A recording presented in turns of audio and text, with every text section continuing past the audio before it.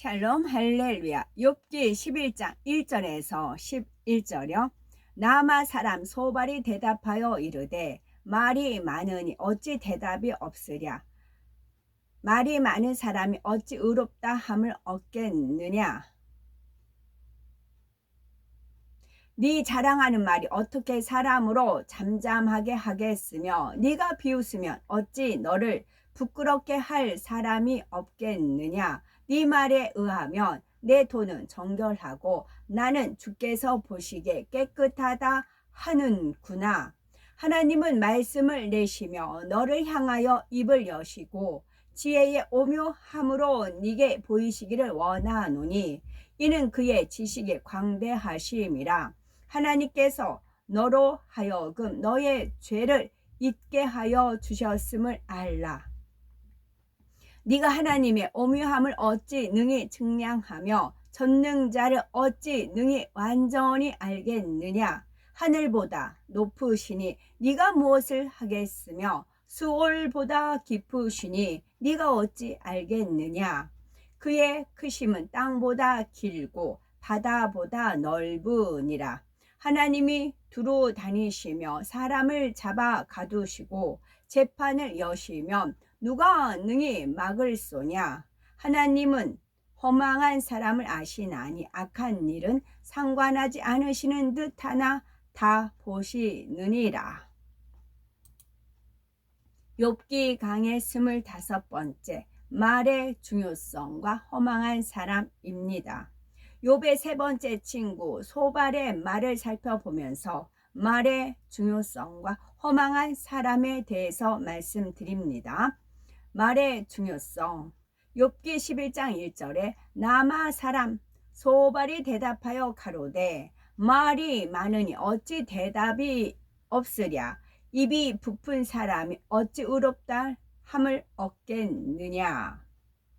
욥의 세 번째 친구 소발은 욥이 말이 많은 것을 지적하며 의롭지 못하다고 책망합니다.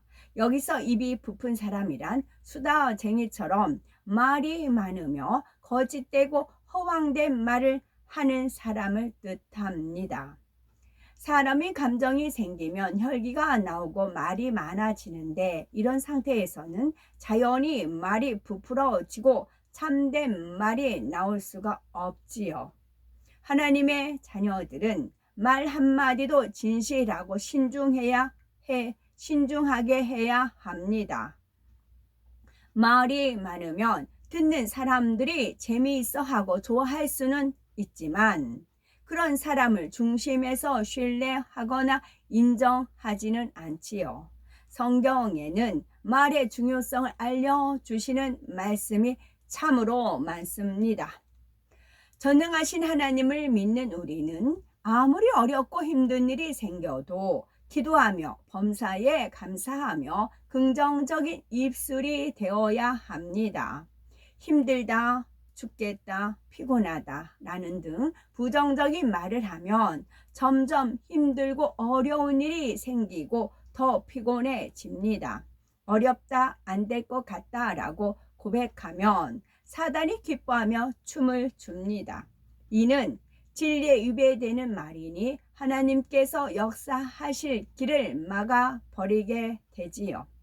반대로 하나님 믿습니다, 하나님께서 이루십니다 등등 믿음으로 고백하면 하나님께서 그 믿음대로 길을 열어주십니다. 욥기 11장 3절. 네 자랑하는 말이 어떻게 사람으로 잠잠하게 하겠으며 네가 비웃으면 네 말이 내 돈은 정결하고 나는 주의 목전에 깨끗하다 하는구나. 욥은 항상 자신은 의롭고 선하다고 했으며 친구들에게 나는 너희들보다 더 낫다 라고 친구들을 무시했습니다. 그런데 친구들이 그런 욥의 말을 듣고 어떻게 잠잠할 수가 있겠느냐는 것이지요. 여기서 우리는 자랑하는 것이 얼마나 어리석은지 알아야 합니다. 그래서 성경은 사랑은 자랑하지 아니하며 타인으로 너를 칭찬하게 하고 네 입으로는 말며 외인으로 너를 칭찬하게 하고 네 입술로는 말지니라 말씀하셨지요. 우리는 이러한 육적인 자랑을 버리고 자랑하는 자는 주 안에서 자랑하라는 말씀대로 오직 주 안에서 자랑해야 합니다. 욥은 자기를 자랑하며 친구를 비웃고 심지어 하나님까지 비웃으시며 하나님을 모독하는 말을 많이 했습니다. 이에 소발이 참지 못하고 네가 이렇게 다른 사람을 비웃으니 결국 너 자신이 부끄러움을 당할 수밖에 없다라고 합니다. 그러나 상대방이 말이 많고 자랑하며 비웃는다고 해서 나도 같이 자랑하고 비웃는다면 똑같은 사람이 될 수밖에 없습니다. 어느 누구도 흠도 티도 없이 깨끗하시며 거룩하신 하나님 앞에 감히 의롭다고 할 수가 없습니다. 그런데 욥은 하나님 앞에서 스스로 의롭다고 얼마나 많이 주장했습니까? 그러니 소발은 욥아 회개하고 돌이키려 하지 않고 오히려 하나님 앞에서 너만 옳고 깨끗하다고 하는구나. 그렇다면 네가 옳고 하나님이 틀리다는 것이냐? 네가 정녕 죄가 없다면 어찌하여 하나님이 사단의 송사를 들으셨고 너에게 엄청난 시험을 허락하셨겠는가? 이런 의미로 따져서 묻고 있지요. 두 번째, 광대하시며 전능하신 하나님 앞에 임할 우리의 자세입니다. 욥기 11장 5절에 하나님은 말씀을 내시며 너를 향하여 입을 여시고 지혜의 오묘로 네게 보이시기를 원하노니 하나님의 벌하심이 네 죄보다 경하니라. 하나님의 능력과 지식이 얼마나 광대하신지 사람의 지식으로는 도저히 이해할 수가 없고 오직 믿음으로만 이해할 수가 있습니다. 성경에는 물결이 넘실대는 바다가 갈라져서 수백만 명이 마른 땅으로 건넌 일, 견고한 여리고 성이 순간에 무너져 내린 일, 해와 달이 운행을 멈춘 일, 죽은 사람이 다시 살아난 일, 이길 수 없는 싸움에서 통쾌하게 승리한 일 등 하나님의 능력으로 펼치신 오묘한 기적의 사건들이 너무나 많습니다. 그런데 소발이 볼 때 이처럼 하나님께서는 능력과 지혜가 무한하신데 하나님을 대적해 나가고 있는 욥을 그냥 지켜보고만 계십니다. 하나님께서 욥의 생명을 마땅히 거두셔야 될 것 같은데 그렇게 하지 않으시니 소발은 욥의 죄의 무게에 비하면 오히려 지금의 재앙이 훨씬 가벼움을 깨우치라고 권면하는 것입니다. 욥기 11장 7절 네가 하나님의 오묘를 어찌 능히 측량하며 전능자를 어찌 능히 온전히 알겠느냐. 그 도량은 땅보다 크고 바다보다 넓으니라. 욥은 교만하여서 하나님 앞에 아는 척하며 자신이 옳다고 주장하고 있습니다. 그러나 실상은 하나님의 오묘하심과 전지전능하심을 알지 못함으로 하나님을 원망하고 부모를 저주했던 것이지요. 그래서 소발은 욥에게 네가 하나님의 오묘를 어찌 능히 증량하며 전능자를 어찌 능히 온전히 알겠느냐라고 묻습니다. 소발은 영의 세계에 대해서 밝히 알지 못했기 때문에 음불한 단지 죽은 사람들이 가서 영원히 잠들어 있는 까마득한 깊은 곳으로 생각하고 있었지요. 그래서 하늘의 높이를 알지 못하며 음부의 깊이를 알지 못함과 같이 하나님은 높고 깊으신 분이라고 설명하는 것이죠. 그리고 하나님의 도량, 즉 너그러운 마음과 깊으신 생각이 땅보다 크고 바다보다도 넓다고 말하고 있습니다. 하나님은 사람으로서는 헤아릴 수 없을 만큼 깊은 마음을 지니셨습니다. 하나님께서는 우주 만물을 창조하시고 모든 것이 정확하게 운행되도록 하셨습니다. 광활한 우주는 하나님께서 관장하시는 영의 세계에 비하면 작은 점에 불과하고, 또한 이 우주 공간에서 지구는 희미한 빛을 내는 작은 점에 불과하지요. 그러니 소발은 이처럼 광대한 우주 공간을 포용하고 계신 하나님의 마음과 생각은 헤아릴 수가 없고 넓고 기쁘실 텐데, 욥 너는 왜 알지도 못하면서 아는 척하느냐 라고 말하는 것이죠. 우리가 예수 그리스도를 영접하면 성령이 마음 안에 오셔서 하나님의 사랑을 느끼게 하시며 하나님의 깊은 마음도 깨닫게 해 주십니다. 믿음이 성장하는 만큼, 하나님의 마음을 닮은 만큼 성령의 역사 가운데 하나님을 깊이 알 수가 있죠. 또한 하나님의 말씀이 내 마음에 영적으로 무장되어 살아 역사하는 만큼 하나님을 더욱 밝게 알 수가 있고, 하나님과 교통을 이루며 응답받아 나갈 수가 있습니다. 그러므로 우리가 하나님의 전지전능하심과 오묘하심을 안다면 시험 환란이 왔을 때 원망하거나 자포자기하는 것이 아니라 부르짖어 기도함으로 하나님의 능력을 체험하며 응답받아 영광 돌려야 하는 것입니다. 세 번째, 허망한 사람. 욥기 11장 10절에 하나님이 두루 다니시며 하나님은 허망한 사람을 아시나니 악한 일은 상관치 않으시는 듯하나 다 보시느니라. 이는 하나님의 권세에 대한 설명입니다. 개정이란 재판을 시작하려고 법정을 연다는 뜻인데, 여기서는 하나님의 주권을 표시하고 있습니다. 즉 하나님이 재판을 시작하신다면 누가 능히 막을 수 있겠느냐는 것이지요. 그러나 하나님은 이유 없이 사람을 잡아 가두시는 분도 아니고 마음대로 재판하시는 분도 아니시며 오직 영계의 법칙에 따라 다스리시는 분이십니다. 반드시 의인은 의인대로, 악인은 악인대로 공의에 맞게 치리하십니다.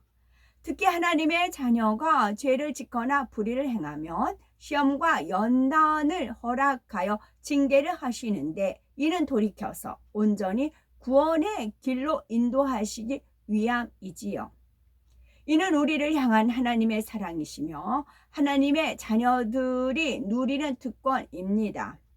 천국 생명책에 이름이 기록되고 하나님 아버지와 자녀의 관계가 성립되어 있기 때문에 하나님께서는 우리가 죄를 지으며 모른 채 하지 않으시고 깊이 상관하시는 것이지요. 하나님께서는 허망한 자뿐만 아니라 모든 사람의 중심을 보시며 불꽃 같은 눈동자로 살피시고 머리털까지 다 세고 계십니다. 또한 무소부지하시기 때문에 사람의 모든 행위는 물론이요, 마음과 생각까지도 하나님 앞에 숨길 수가 없습니다. 때로는 악한 일이든 선한 일이든 상관치 아니하시는 것처럼 보인다 해도 하나님께서는 모든 것을 감찰하시며 결국은 행한 대로 갚아 주시지요. 허망이라는 말은 거짓이 많고 망령된 것이란 뜻이죠.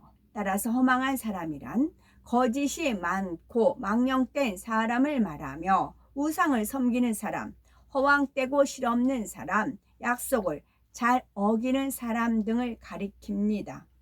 만일 주변 사람들이 나를 믿op지 않은 사람으로 여긴다면 그만큼 신용을 잃고 살아온 것이기에 허망한 사람입니다. 마음을 지키지 못하여 자꾸 변개하며 약속을 어기는 사람, 상황에 따라서 이랬다 저랬다 하는 간사한 사람 역시 허망한 사람이지요. 감사의 조건이 있을 때만 감사하고 감사의 조건이 없으면 원망하는 사람 또한 마찬가지입니다.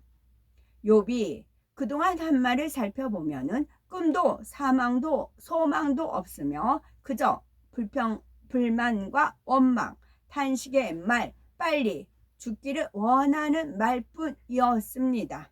그래서 소발은 욥을 허망한 자라 말하는 것입니다. 세상에서 허망한 사람은 꿈이 없는 사람입니다. 모든 것이 무너진 상태에서 될 대로 되라는 식으로 살아가는 사람이지요. 이러한 사람의 입에서는 허탄하고 실없는 말, 거짓되고 허황된 말이 나옵니다. 그렇다면 신앙 안에서 허망한 자, 즉 하나님을 믿는다고 하면서 허망한 사람은 어떤 사람일까요? 첫째는 영생이 무엇인지 참 생명이 무엇인지 알면서도 그 길로 가지 않는 사람이 허망한 사람입니다. 참된 것을 알면서도 세상을 버리지 못하여서 헛된 것을 취해 나가는 사람이지요. 천국과 지옥이 있음을 안다 하면서 지옥 가는 행함을 하고 있다면 어찌 믿음이 있다 할 수가 있겠습니까? 더더욱 살아계신 하나님의 증거를 무수히 보았는데 말씀대로 살지 않는다면 이 또한 허망한 사람인 것입니다.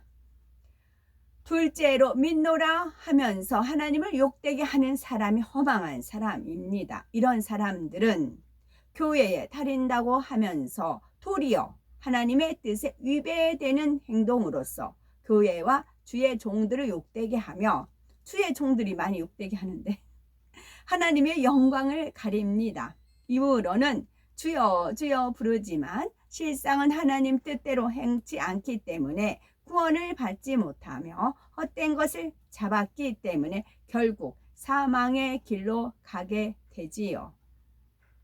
셋째로는 하나님을 믿는다고 하면서 억지를 부리거나 악을 바라는 사람이 허망한 사람입니다.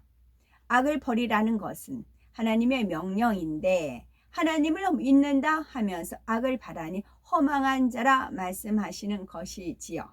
마태복음 5장 48절에 하늘에 계신 너희 아버지의 온전하심과 같이 너희도 온전하라 말씀하셨으니, 베드로전서 1장 15절에 오직 너희를 부르신 거룩한 자처럼 너희도 모든 행실에 거룩한 자가 되라 말씀하셨지요. 그러므로 우리는 거룩하고 온전하신 하나님의 자녀답게 악은 모양이라도 버림으로 결코 허망한 사람이 아닌 아름답고 성결한 삶을 살아가는 복된 우리가 되셔야 되겠습니다. 아멘. 마태복음 13장 30절에 둘 다 추수 때까지 함께 자라게 두라. 추수 때에 내가 추수꾼들에게 말하기를 가라지는 먼저 거두어 불사르게 단으로 묶고 곡식은 모아 내 곡간에 넣으라 하리라. 요 말씀이 제가 어저께인가 그 꿈 꿨다는 얘기 말씀을 드렸잖아요. 금요일날 낮에 꿈 꾼 건데 그것이 이렇게 못이라고 했어요. 못 생각하니까 연못, 그 흙은 진흙이에요. 그 이제 진흙이잖아요. 우리가 이제 흙으로 지음을 받았잖아요. 그래서 추수꾼들이 천사였어요. 그 추수하러 온 거였어요. 온 거고 그거를 오늘 제가 이제 예배 그 참여하면서 전에하고 틀리게 이게 이제 저는 똑같이 하는데 많은 분들이 은혜를 받고 영이 열린다고 하지요. 그거를 느낄 수가 있었고, 또 누가 저거 제가 몇 번을 들었어요. 뭐 이 사람한테 듣고 저 사람한테 듣고 어느 교회 그 목사는 좌파 목사다. 좌파 목사다. 그 얘기를 많이 들었거든요. 인본주의에다 좌파 목사다. 그 얘기를 많이 든 목사가 있어요. 워낙 많이 들었어요. 근데 이제 거기 교회를 이제 마침 실시간이 돼 있어서 참여를 하였어요. 오늘. 그랬는데 이제 찬양 똑같이 부르는데 막 성도님들이랑 그 리더하는 그 목사님들이랑 막 성령 충만한 거예요. 근데 그 목사는 이게 달갑지가 않은 거예요. 영혼들이 깨어나면 안 되는데, 깨어나면 안 돼요. 깨어나면 안 되는데 막 깨어나는 거예요. 성가대에서도 막 손들고 찬양을 하지, 이게 달갑지가 않은 표정이 역력한 거예요. 그러면서 이 말씀이 떠올랐지요. 그래서 천사가 저한테 강하게 이렇게 메시지를 주었거든요. 여러 가지 메시지였어요. 근데 이게 마치 이제 압축이었어요. 그 압축을 딱 풀면 이제 무엇이 나오는가 알 수 있잖아요. 그래서 금요일 날 실시간도 그랬고, 오늘 같은 경우도 어머 그게 알 수가 있었고, 또 그 교회 자체 이게 뭐냐면 그 목사님이, 제가 주의 종이 오히려 하나님 영광을 가린다는 것은, 그의 주의 종이 나는 종입니다. 하나님 앞에 그런 분들은 이 은혜가 흘러가요. 그냥 전 성도들이 다 은혜 가운데 있어요. 근데 내가 머리야? 나를 섬겨? 내가 대빵이야? 하는 데는 잘 은혜가 안 가요. 이게 듬성듬성 어쩌다 몇 분만 은혜를 받고 다른 사람들은 이게 겉돌아요. 이게 스며들지가 않았어요. 은혜가 관중성들 이렇게 비치면.